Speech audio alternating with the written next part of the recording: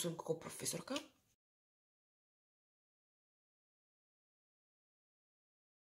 Меѓуврсничко насилство или булинг не е кул и не може да биде кул поради тоа што представува форма на вербално или невербално насилство врз одредена индивидуа.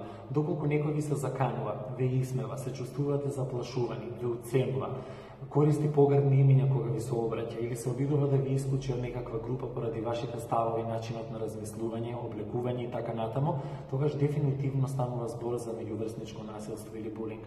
Разговарате отворено за овој проблем со вашите блиски, со пријателите, со претпоставените во училиште и ставите крај. Здраво, јас сум Јована Спасиќ, ова ми е 50 пат како го пробувам ова видео да го снимам.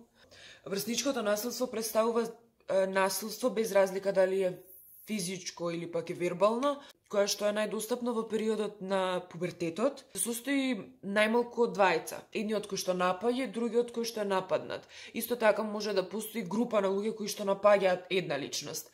Всушност, оние кои што напаѓаат се оние кои што мислат дека се многу фраери, дека се многу јаки доколку напаѓаат некого, но всушност тоа го прават преди тоа што тие имаат некој проблем и не знаат како да се износат со тоа, како да се носат со тоа, па затоа напаѓаат некој друг, веројатно така им е полесно. Некој вас ве напаѓа или пак доколку околу вас постои некој кој што е напаѓан, најдобро би било да се обратите на некој повозрасен, кај наставник, кај педагозите кои што се вработени во училиштето и нивна обврска е да разговараат со вас, а не да доаѓаат на работа да пијат кафе и да си одат дома. Или пак да разговарате со родителите. Тоа е тоа, се заигра со штипката. Избегнувајте булинг и избегнувајте навредување. Доколку некој не ви се допаѓа, немојте да се дружите со него, но немојте да навредувате никого.